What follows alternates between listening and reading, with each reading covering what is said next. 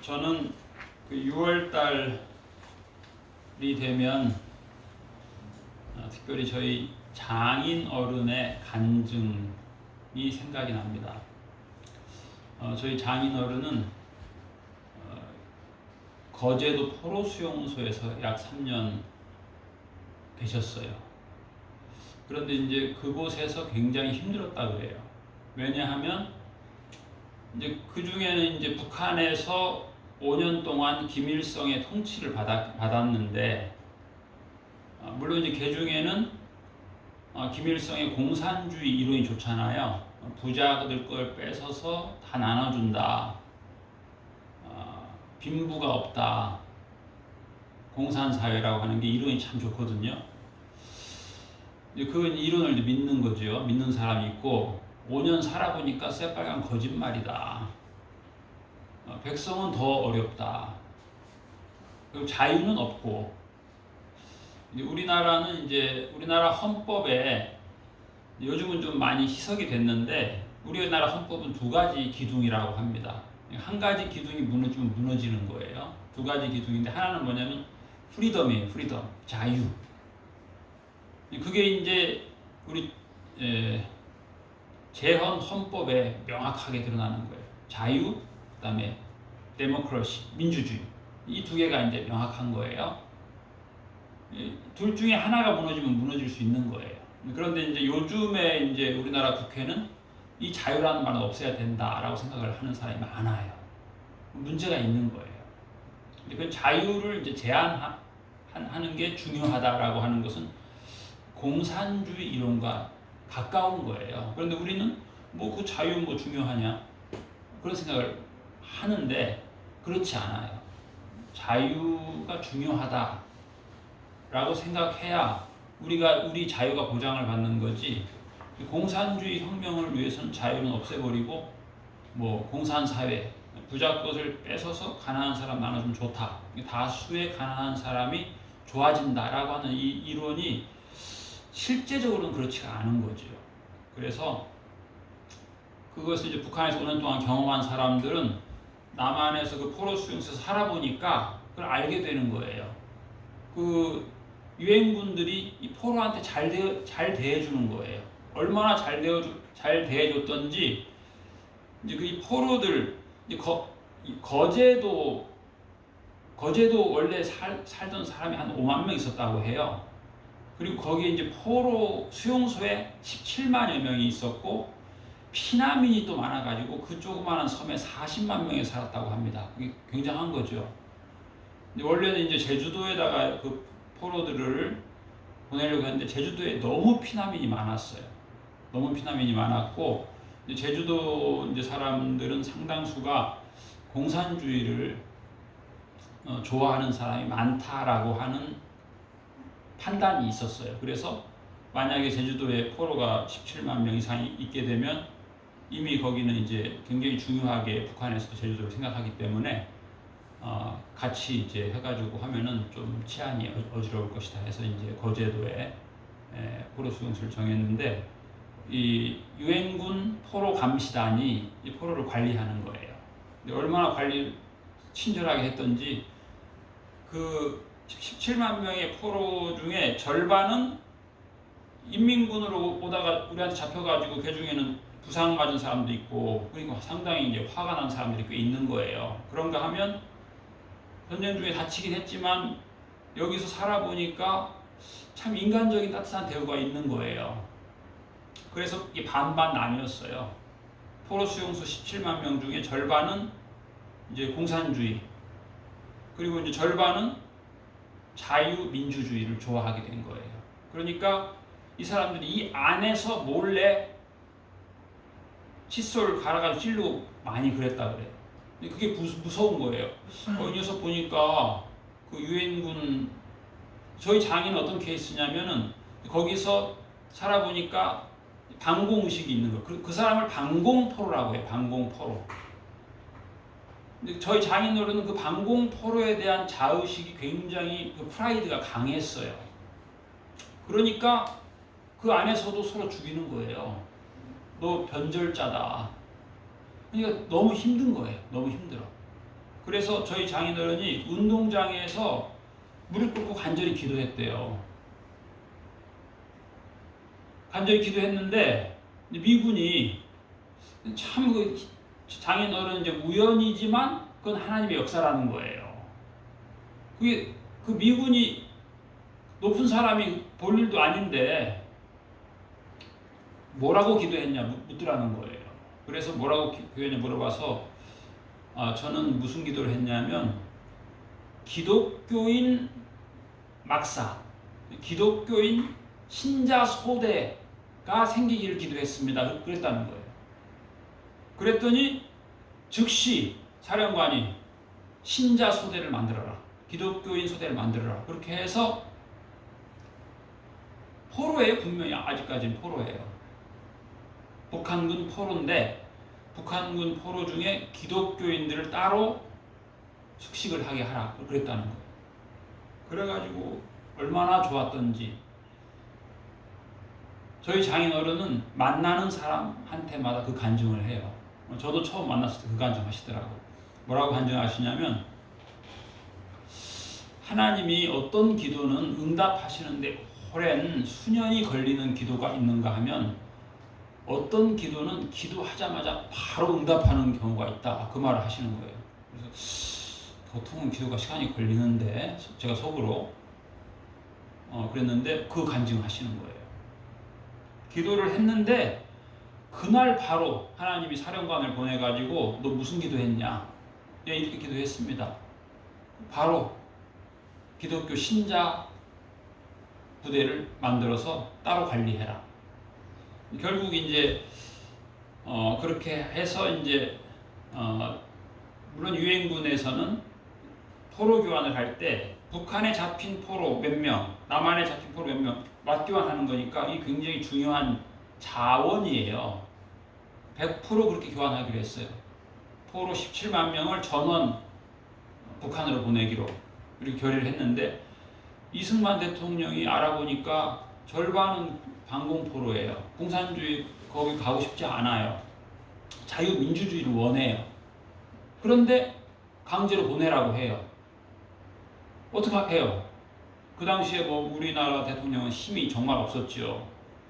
그 한미 방위 상호 조약에 의하면 6.25 휴전이 되고 이후에는 모든 국방비의 90% 이상을 미국이 되도록 그렇게 협정을 해놓은 거예요.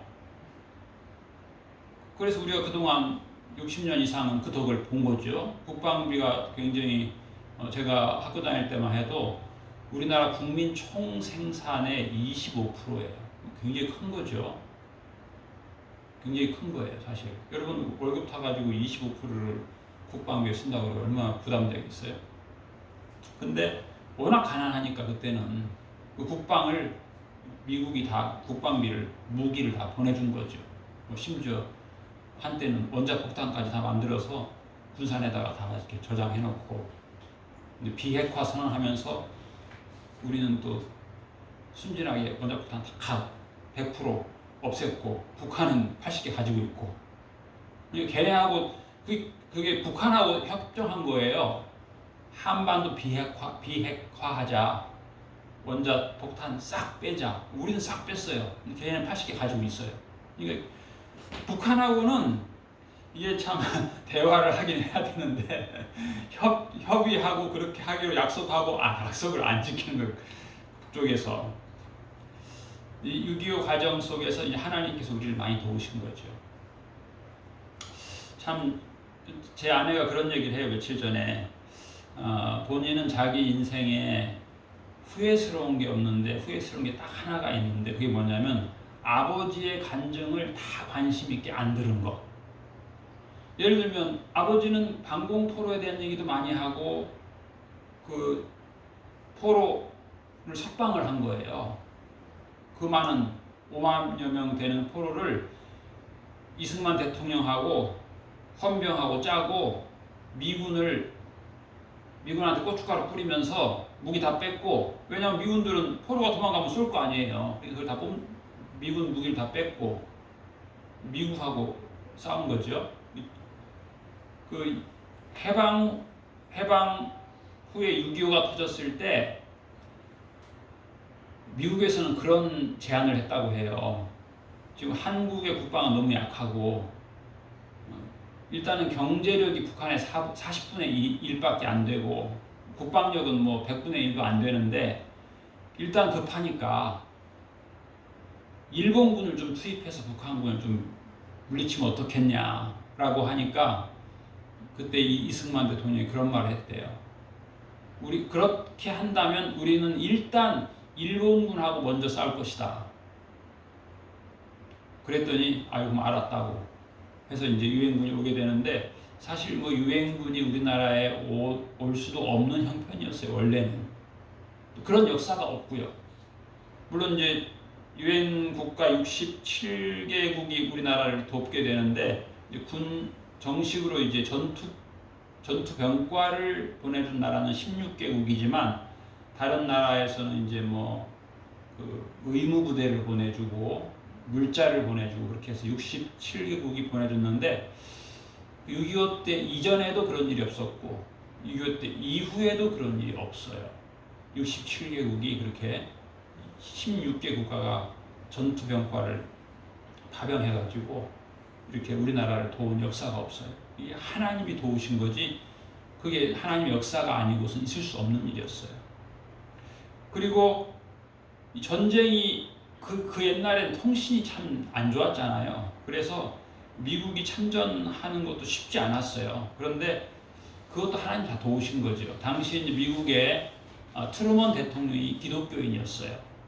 그리고 그 당시 미국의 유명한 빌리 그레엄 목사님이라고 하는 유명한 분이 있었는데 그분이 대통령한테 요청한 거예요. 지금 한국이 북한의 침략으로 어려움을 처하는데 빨리 가서 도와라. 그렇게 얘기를 한 것이죠.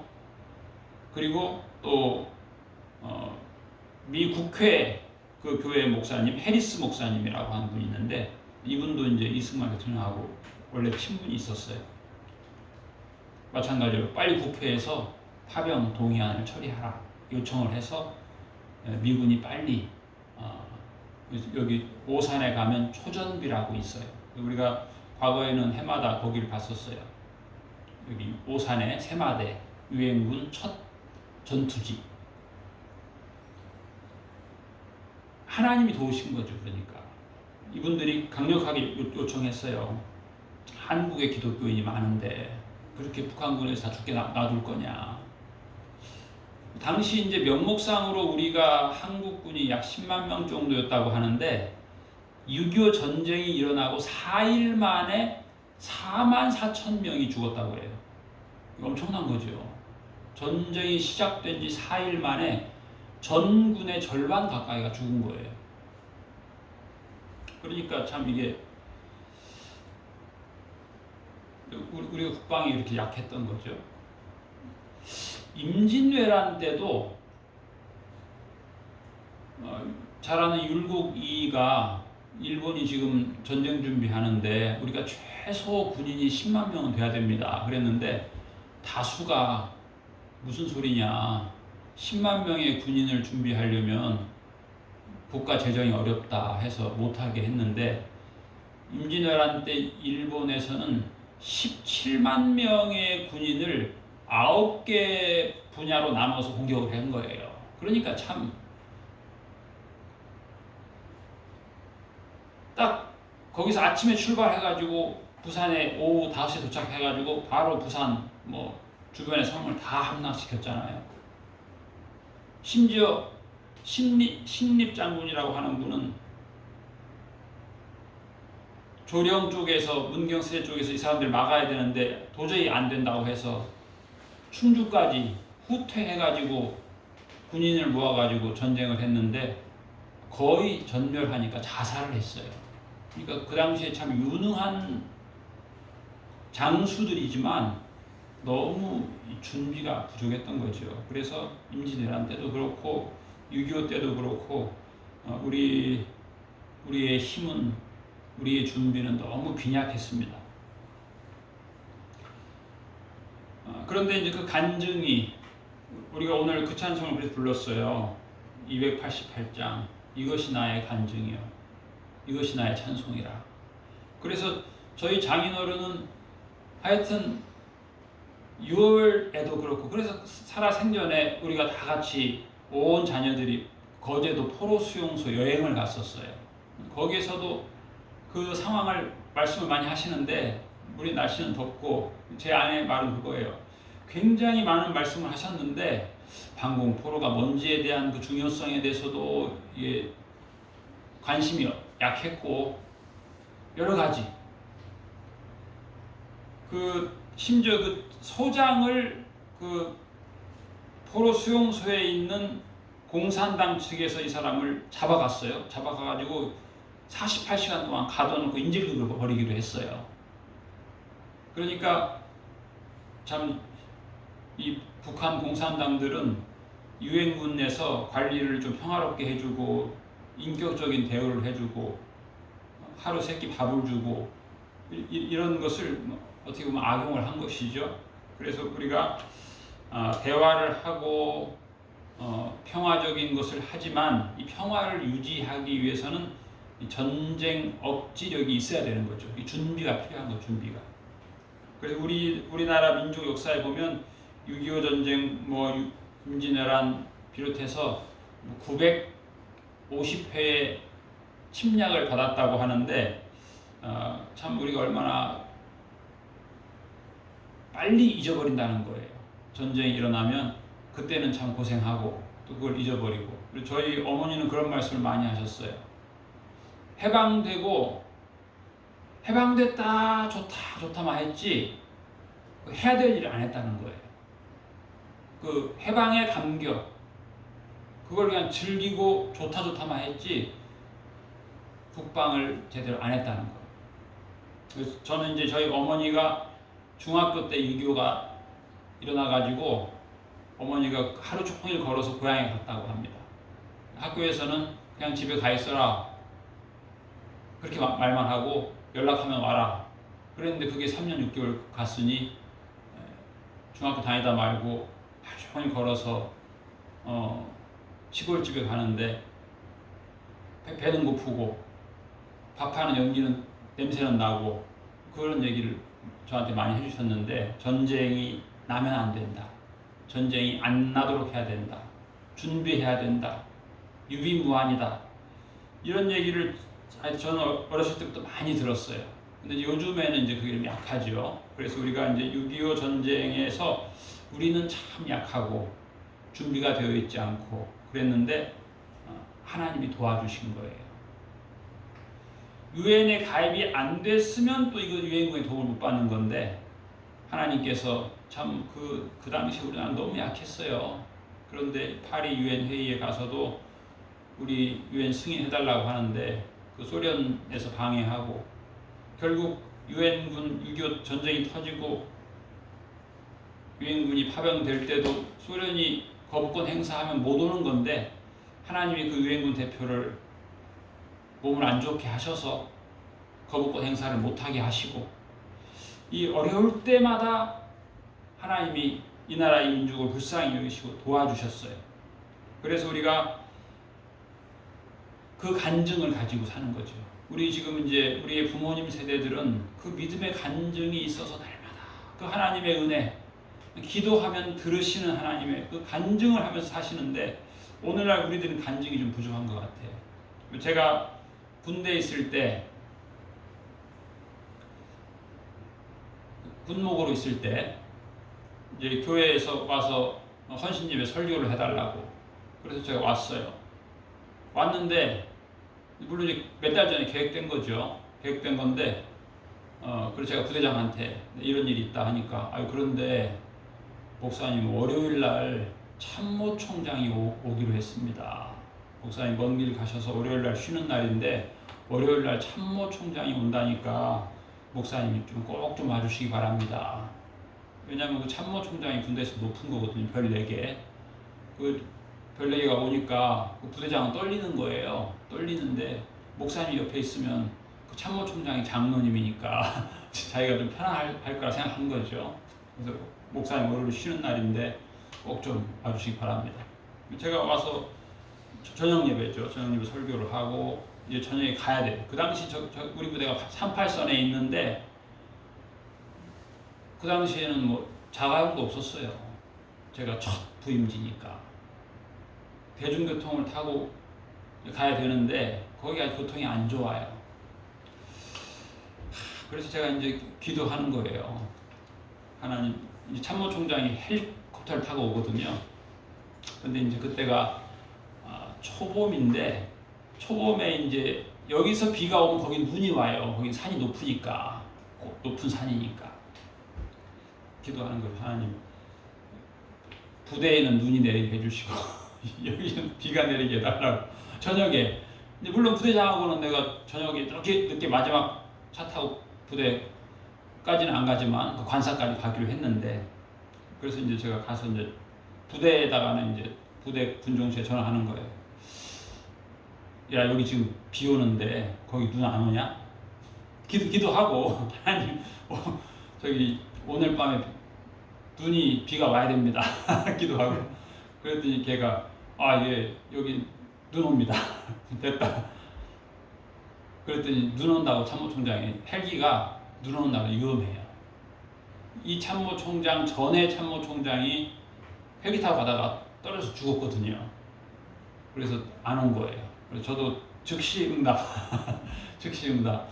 물론 어떤 기도는 수년이 걸리기도 하죠. 그런데 어떤 기도는 그냥 바로 즉시 하나님께서 응답하시기도 하는 거예요. 그러니까 우리가 이제 그 유명한 독일의 요즘 아주 우리가 즐겨 부르는 선한 능력으로 일어나리라 하는 그 복음성가를 작사한 본 회퍼 목사님이 계세요. 이 목사님은 히틀러가 유태인 600만을 학살했잖아요. 그래서 이 사람이 유명한 그런 얘기 했어요. 여러분, 술에 만취한 운전자가 큰 버스를 운전하고 질주한다면 어떻게 해야 됩니까? 그러니까 사람들이 끌어내려야죠. 끌어내립시다. 그래가지고 히틀러 암살단을 조직했어요. 히틀러를 빨리 죽여야 된다. 젊은 목사님이고 굉장히 훌륭한 분이에요, 이분은. 근데 그게 이제 발각이 돼서 사형 언도를 받았어요. 사형 언도를 받았는데 감옥에서 전도를 많이 했어요, 이분이. 사형 당하기 전에 꿈을 꿔요, 꿈을 꿨는데 하나님이 그러시는 거예요. 너가 악한 자를 위해서 기도했느냐? 악한 자를 위해서 기도하지는 않았습니다. 악한 자는 없애버려야 된다고 했지 악한 자를 위해서 기도하지는 않았습니다. 근데 악한 자를 위해서도 기도하라. 그리고 깼어요. 그리고 이분이 아주 마음에 평안을 얻었어요. 기쁨을 얻었어요. 심지어 그 일기에다 그런 글을 썼어요. 나는 누구인가? 저 사람들은 내가 예수님의 향기가 난다고 하는데 사실 내 안에는 불안이 있다. 이런 얘기를 많이 썼어요, 이분이. 나는 두렵다. 죽는 것이 두렵다. 이런 글도 많이 썼어요. 그런데 이분이 사형을 당할 때는 아주 평안하게 많은 사람을 전도하고 천국에서 다시 만납시다. 그렇게 말을 하고 사형당했어요. 우리가 사는 이 세상에 보면은 우리도 때로는 우리가 보네포 목사님과 같이 그런 생각이 들 때가 많아요. 잘못된 사람들을 미워하기도 하고, 오늘 성경에 보면은 너희를 박해하는 자를 축복하라, 기도하라는 것이죠. 저주하지 말라. 우리를 힘들게 하는 사람 다양한 부류가 있을 수 있어요. 악에게 지지 말고 선으로 악을 이기라. 이것이 믿음이에요. 그 유명한 스위스의 의사 폴 트루니에라고 하는 분은 인생의 사계절이라고 하는 책을 썼어요. 조그마한 책인데 그분은 이제 물론 우리가 그런 말 많이 하죠. 인생에 봄이 있고 인생에 여름이 있고 인생에 가을이 있고 겨울이 있다, 그런 얘기 많이 하는데 이분은 이제 좀 특별하게도 나눴어요. 1살에서 이제 만 4살까지를 사랑받는 계절이다 그랬어요. 봄이라고 볼 수 있죠. 사랑받는 계절이에요. 봄 얼마나 좋아요. 그때는 뭐 하루 종일 똥을 싸도 이쁘다고 하잖아요. 그런데 이제 그 시기가 지나면 이제 여름이에요. 여름이라고 하는 것은 물론 뭐 무럭무럭 자란다는 장점도 있지만 더위가 얼마나 더워요. 지금 금년에 소련은 120년 만에 더위가 찾아왔다고 합니다. 미국도 마찬가지고, 미국도 뭐 어떤 데는 뭐 50도까지 올라가고, 소련이 아주 추운 곳인데 34도까지 올라가고. 여름 나름대로 더위가 힘들잖아요. 그런가 하면 그것은 고난의 시기다. 고난의. 인생에도 마찬가지. 1살에서 4살까지 그냥 무조건 사랑받는 시기가 있는가 하면은 이제는 가르침 받는 시간도 있잖아요. 요즘 학생들 공부하고 취직 시험 준비하는 게 쉬운 일이 아니잖아요. 고난의 시기. 그 고난의 시기를 통해서도 배운다는 거예요. 또 가을 장년기에는 또 다양한 욕심이 더 생긴대요. 명예에 대한 욕심도 생기고 애착도 생기고 탐욕도 생기고. 그런데 이런 것들을 이제 극복할 수 있는, 그리고 또 겨울을 어떻게 보면 노년기라고 볼 수 있는데 이때는 은총을 깨달아야 된대요. 은총, 하나님의 은총. 저는 이제 그동안은 그게 없었는데 금년에는 6월달이 참 좋은 달이다. 이걸 제가 금년에는 절절히 깨달아요. 그리고 제가 6월달에 태어난 것에 대해서 과거에는 그렇게 감사하지 않았는데 제가 6월달에 태어난 것에 대해서 감사를 많이 했어요. 금년에는 6월에 태어난 거, 참 6월이 좋은 달에 내가 태어났구나. 뭐 3월, 4월, 1월 이때는 추웠을 텐데 내가 참 하나님이, 물론 이제 저 개인적인지 모르겠어요. 여러분은 뭐 나는 5월에 태어났는데 5월이 제일 좋은 달이다 그럴 분도 있을지 모르겠지만 저는 하여튼 6월이 그렇게 좋더라고요. 6월에 태어나서 그런지. 근데 그 은총을 깨닫는 거예요. 은총, 하나님의 은총을 깨닫는. 은총을 깨닫지 못하면 사람이 이제 부정적이 된다는 거예요. 은총을 깨달아야 돼, 알아야 돼. 성경에 보면 그런 말이 굉장히 많아요. 하나님을 알라고 하신다. 예수님도 나를 알아라. 하나님을 알게 되면, 예수님을 알게 되면 하나님의 훈련하심을 알게 돼요. 하나님의 단련하심을 알게 돼요. 물론 단련에는 고난이 있어요. 고난이 있는데 이 나라 이 민족에도 참 어려운, 지금도 뭐 나름 여러 가지 우리가 고민하고 애통하는 그런 부분들이 있긴 한데 그게 이제 단련되는 거예요. 근데 기도의 기회를 얻은 거예요. 기도할 수 있는 기회. 저희 장인어른이 그 포로 수용소에서 얼마나 힘들었겠어요. 말이 그렇지. 3년 동안 갇혀서 지낸다는 게 얼마나 힘들었겠어요. 저는 처음에 이제 장인어른을 만났을 때 예를 들면 뭐 구정, 추석, 뭐 무슨 기회가 되면 꼭 데리고 소풍을 가더라고. 진달래 피웠다고 산에 가고 또 뭐 피웠다고 하고. 우리는 어렸을 때 추석이면 그냥 집에서 놀고 친척집 가고 그걸 끝이었어요. 설도 마찬가지고. 그런데 꼭 어딜 여행을 가요. 그래서 좀 특별하다 생각했는데 제가 그걸 요즘에 깨닫게 돼요. 그 포로 수용소에서 이렇게 오랫동안 이렇게 갇혀 있었으니까 그 나름 억압을 당한 거잖아요. 물론 이제 뭐 북한보다는 덜했지만 북한에서도 애국 청년 운동하다가 공산당이 숨어 있는 그 굴에다가 수류탄 던져가지고 수류탄 파편이 몸에 막 여러 군데 해가지고 저를 처음 만나더니 그걸 보여주더라고. 이게 뭔 줄 아냐고. 이게 북한에서 애국 청년 운동하다가 공산당이 던진 수류탄에 맞아가지고 여러 개가 파편이 박혔는데 하나님이 살려줬다고. 그 간증을 그렇게 자꾸 하시더라고요. 간증을. 우리도 그 간증을 받았잖아요. 간증의 후손으로 태어났으니까 하나님을 자꾸 경험하기 위해서는 기도할 필요가 있는 거죠. 이 나라 이 민족 지금 여러 가지로 기도 제목이 있는데 이것도 마찬가지죠. 하나님께서 우리가 그냥 열받고 그게 아니라 훈련되는 기도하게 하시는, 기도하고 또 악한 자를 축복하라. 축복. 악에게 지지 말고 선으로 악을 이겨라. 그래서 우리가 아주 예수님의 사랑으로 또 예수님 마음으로 이 민족을 사랑하고 또 북한 동포를 사랑하고 세계 만민을 사랑하고 이걸 기도해야 되는 거예요. 북한을 마음으로만 영적으로만 사랑하는 것이 아니라 물질적으로도 도울 수 있기를 위해서 기도할 필요가 있고, 또 우리가 또 어떻게 보면 다 나름의 사상에 또 너무 빠져 있는 사람들도 너그럽게 대해야 너그럽게. 제가 그런 생각을 요즘 자꾸 합니다. 차기 국회의원들, 차기 시장 후보자들을 내가 만나가지고 밥도 사주고 위로하고 뭐 정당을 가리지 말고 하여튼 격려를 하면 격려를 받은 사람은 잘할 것 같아요. 근데 격려를 받지 않고 자꾸 공격만 받으면 잘 못할 것 같아요. 우리가 예수님의 사랑으로 그런 일을 해야 돼요. 옛날에 제가 부목사 할 때는 제가 모시던 담임 목사님은 그런 일을 정기적으로 했어요. 1년에 3번.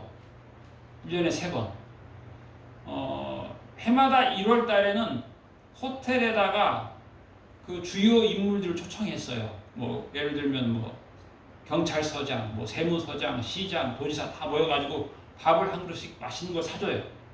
사주고 그러니까 이분들이 아주 이 교회 말을 잘 들어요. 어느 정도로 잘 듣냐면은 광주 상무대 신도시를 만들었는데 땅을 분양하잖아요. 종교 부지는 싸게 분양해라. 그게 영리업체가 아니고 비영리업체니까 싸게 분양해라 해서 정해줬어요. 근데 물론 목사님이 비판받는 건 뭐냐면 절은 공짜로 줘라. 그래서 제가 모시던 담임 목사님이 절은 공짜로 줘라. 그 교회는 평당 200만 원 받아라. 그대로 했어요. 절은 공짜로 주고 교회는 평당 200만 원. 그리고 초복날이 되면 호남 지역에 있는 군부대 사령관들을 불렀어요. 제가 같이 가서 카드로 계산하죠. 군부대 사령관 불러가지고 보신탕을 사줬어요. 보신탕을. 심지어 어떤 사령관은 목사가 뭔데 사령관을 오라가라 하냐고 안 왔다는 거예요. 어떤 사람은. 그런데 나중에 가서 참모총장한테 물어봤더니 야, 이 녀석아, 그분이 어떤 분인데 네가 그분이 오라는데 안 갔냐. 그분한테 잘 보여야 진급도 된다. 그 정도로 목사님인데 뭐 믿든 안 믿든 상관없어요. 어쨌든 지역을 지키는 군인 사령관이니까 나한테 와서 보시탕 한 그릇 먹어라. 그걸 한 거예요. 그때는 그 기독교의 영향력이 대단했어요.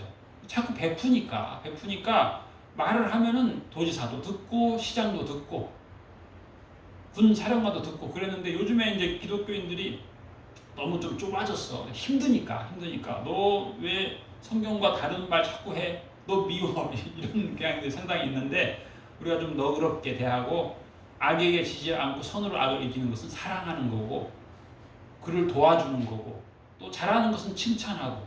그래서 이 국회의원들이 제일 좋아하는 게 칭찬이에요. 제가 국회의원들한테 칭찬하는 문자 잘 보냅니다. 그랬더니 목사님 감사합니다 그래요. 칭찬하는 말하고. 또 우리 국회 가면 제가 찾아가더니 아유, 목사님은 목사님 같지 않게 이렇게 수수한 옷을 입고 오셔서 참 좋습니다. 그렇게 국회의원 얘기하더라고. 친하게 지내야 돼. 물론 그 사람이 기독교적인 사람은 아니에요. 그런데 자꾸 사랑으로 대하고 격려하고 밥도 사주고 그럴 필요가 있어요. 기독교인들이, 정치가들, 야당 여당 가리지 않고 악에게 지지 않고 선으로 악을 이기는 것은 사랑하는 거, 칭찬하고 격려하고 잘하도록 인도하는 거예요. 이 사명을 우리가 잘 담당하기 위해서 기도하고 다시는 이 나라 이 민족에 비극이 오지 않기를 기도하고 하나님의 은혜로 이 나라 이 민족이 평화롭게 자손들에게 평화를 줄 수 있는 또 유비무한 영적으로 준비할 수 있는 민족 되기를 위해서 기도하는 우리 모두가 되시기를 축복합니다. 기도하겠습니다. 하나님 아버지, 이 나라 이 민족이 6.25의 비극을 통하여서 많은 어려움을 겪었습니다. 그러나 위기의 골짜기마다 하나님께서 도와주셔서 전쟁의 희생물로 끝나지 않고 평화의 때를 저희들이 유지하게 하시니 감사드립니다. 이 나라 이 민족이 하나님의 뜻을 거슬려서 악한 길을 걷지 않게 하여 주옵시고 겸손히 하나님의 법을 따르게 하여 주옵시고 주님 말씀처럼 악에게 지지 말고 선으로 악을 이기라 하여 싸우니 저희들이 선한 능력으로 준비하고 예비하고 깨어서 기도하는 자들 되게 하여 주시옵소서. 주께서 우리 기독교인들을 넓히시고 능하게 하셔서 하나님을 알지 못한 자들을 사랑으로 섬기고 위로하고 변화시킬 수 있도록 인도할 수 있는 지혜와 은혜를 부어 주시옵소서. 저희들을 복되게 사용하실 주님을 찬양하오며 감사드리며 예수님 이름으로 기도하옵나이다. 아멘.